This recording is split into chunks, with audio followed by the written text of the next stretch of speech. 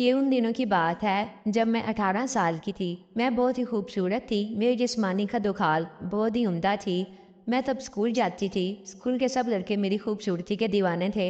मेरे बड़े भाई लकड़ी का काम करते हैं और वो अच्छे पैसे कमाते हैं। हमारे घर में तमाम आसाइशें मौजूद हैं। भाई की उम्र 27 साल हो चुकी थी और भाई की शादी की डेट फिक्स हो चुकी थी। हम सभी बहुत खुश थे। मेरी अम्मी भी बहुत खुश थी क्योंकि उनके सबसे बड़े बेटे की शादी थी। ये हमारे घर की पहली शादी थी। मैं तो अभी काफ़ी छोटी थी, इसलिए मेरा नंबर भी काफ़ी दूर था। हम दो ही बहन भाई हैं। मैं घर वालों की लाडली बेटी हूँ। मुझे सब खानदान वाले बहुत ही प्यार करते हैं क्योंकि मैं इकलौती हूँ। दिसंबर के आखिरी हफ्ते में भाई की शादी की डेट फाइनल हुई। हम सब घर वालों ने धूमधाम से शादी की तैयारी की। सब ने नए नए जोड़े सिलवाए।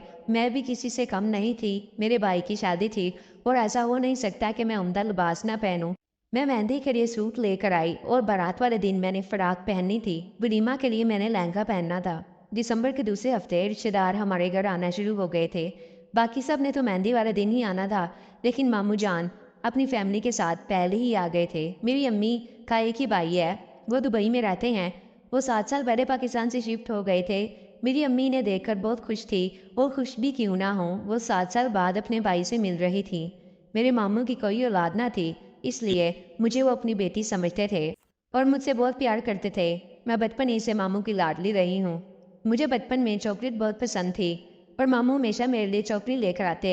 जब मैं स्कूल से वापस आई तो मामा ने बताया कि तुम्हारे मामू आए हैं। जब मैंने ये सुना तो मैं बहुत ही खुश थी। मेरा भी बहुत दिल कर रहा था कि मैं अपने मामू से मिलूं। मैंने अम्मी से कहा कि कहाँ है मामू। अम्मी ने कहा ऊपर कमरे में आराम कर रहे हैं। मैंने अपना बस्ता उतारा और भागकर मामू के कमरे में चली गई। भागकर मामू के साथ लिपट गई। मैं मामू से मिलकर बहुत खुश थी। काफ़ी देर मामू के साथ बैठी रही, गपशप की। मामू ने मुझे कहा, राबिया तुम तो बहुत बड़ी हो गई हो, देखो पता भी नहीं चलता कब बच्चे बड़े हो जाते हैं। मैंने कहा मामू, और आप तो बुढ़े हो रहे हैं। मामू मेरी बात पर हंस पड़े और कहने लगे, मैं आज भी जवान हूँ। मैंने कहा मामू आप मेरे लिए चॉकलेट नहीं लाए। मामू कहने लगे, नहीं मैं नाराज़ हो गई। मैं जाने लगी तो मामू ने कहा, अरे मजाक कर रहा था, ऐसा भी हो सकता है कि हम अपने बेटे के लिए चॉकलेट ना लाएं। तो मैंने कहा फिर दो ना। मामू ने कहा अच्छा बाबा। फिर मामू ने एक बैग से चॉकलेट का डब्बा निकाला और मुझे 2 चॉकलेट दे दी। मैंने कहा मामू मुझे सारा डिब्बा चाहिए। मामू ने कहा इतनी भी क्या जल्दी है, ये सारी तुम्हारे लिए ही हैं, लेकिन अभी अगर मैं तुम्हें सारा डिब्बा दे दूँ तो तुम इन्हें ख़त्म करके मुझे दोबारा तंग करोगी। मैंने मामू से कहा बहुत समझदार हो गए हैं। मामू मेरी बात पर हंस दिए और कहने लगे, चलो अब मेरे लिए चाय बना कर लाओ। मैं नीचे किचन में गई और मामू के लिए अच्छी सी चाय बना कर लाई। मैंने मामू को चाय पेश की और कहा मुझे इजाज़त दें, मुझे स्कूल का काम करना है। ये कहकर मैं अपने कमरे में आ गई। शाम को अब्बू और भाई जब घर आए तो हम सब ने मिलकर खाना खाया। इसके बाद अब्बू और मामू ने काफ़ी देर तक बातें की और पुरानी यादें ताज़ा की। मुझे स्कूल का काफ़ी काम करना था, इसलिए मैं अपने कमरे में चली गई। रात के 11 बज चुके थे और मैं अभी तक अपना होमवर्क कर रही थी। मैं अपने कमरे में आज़ाद घूम रही थी क्योंकि मुझे पता था कि ये मेरा कमरा है। यहाँ पर कोई भी मेरी इजाज़त के बगैर नहीं आएगा। मैंने हल्का सा लिबास पहना हुआ था। मैं अपने काम में मसरूफ़ थी कि मुझे पता ही ना चला कि मामू कमरे में आ गए हैं। वो तो जब मैं बैग से बुक निकालने के लिए उठी तो मैंने मामू को देखा। मैं बेसाख्ता हो गई। मामू तो किसी और ही दुनिया में गुम थे। वो बड़ी दिलचस्पी से मुझे देख रहे थे। मैं समझ गई। मैंने जल्दी से अपना लिबास दुरुस्त किया और कहा, आप कब आए? और कहने लगे, मुझे तो आधा घंटा हो गया है। मैंने कहा अच्छा। मुझे मामू का ये अंदाज़ बिल्कुल अच्छा नहीं लग रहा था। वो मेरे मामू थे, लेकिन वो टिकटिकी बांधकर जिस तरह मुझे घूर रहे थे, मुझे शक हो चुका था। मामू ने मुझे कहा, तुम्हारे हाथ की चाय पीने आया हूँ, अगर पिला दोगी तो। मैंने कहा जी ज़रूर। मैं नीचे गई और गरम गरम चाय मामू को ला कर दी। मामू ने चाय पी और मेरी तारीफ करते हुए कहा, तुम्हारे हाथ की चाय पीकर तो मुझे बहुत सुकून मिल गया, और जाते हुए मुझे एक चॉकलेट दे गए। अब मामू ने अपनी हरकतों को जारी रखा और दिन ब दिन मेरे करीब होते गए। एक दिन मामू ने मुझसे पूछ लिया, शादी का क्या इरादा है?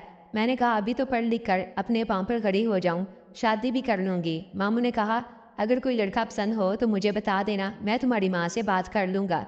मैंने कहा नहीं नहीं, ऐसी कोई बात नहीं है। मामू ने मेरे कंधे पर हाथ रखते हुए कहा, बेटा मैं अभी इस उम्र से गुजर कर गया हूँ, अब तो हम वैसे भी बहुत अच्छे दोस्त बन चुके हैं, इसलिए तुम कोई भी बात मुझसे शेयर कर सकती हो। एक रात घर वाले शॉपिंग के लिए गए हुए थे। मैं और मामू घर पर अकेले थे और घर वालों को वापसी में सुबह हो जानी थी क्योंकि वो दूसरे शहर गए थे। मैं मामूल की तरह स्कूल का काम करने लगी। मुझे याद आया कि मैंने अपने मामू से चॉकलेट तो ली ही नहीं। मैं मामू के कमरे में गई और कहा, मामू आपने मुझे आज चॉकलेट नहीं दी। मामू किसी से फ़ोन पर बात कर रहे थे। उन्हें समझ ही नहीं आई मैं क्या बोल रही थी। मैंने 2-3 मरतबा कहा लेकिन मामू ने ना सुना। जब मैंने चौथी बार कहा तो मामू ने मुझे गुस्से से कहा, तुम्हें नज़र नहीं आ रहा कि मैं फ़ोन पर बात कर रहा हूँ। मैं नाराज़ होकर अपने कमरे में चली गई। रात के 12 बज चुके थे।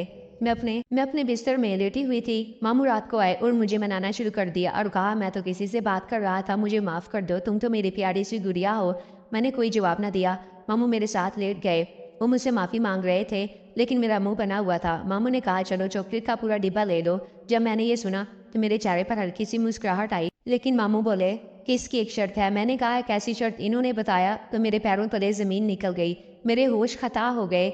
मेरे ना करने के बावजूद मुझे पकड़ लिया। और अगर आपको मेरी वीडियोज़ अच्छी लग रही हैं तो मुझे कमेंट करके ज़रूर बताएं और वीडियो को लाइक करना ना भूलें।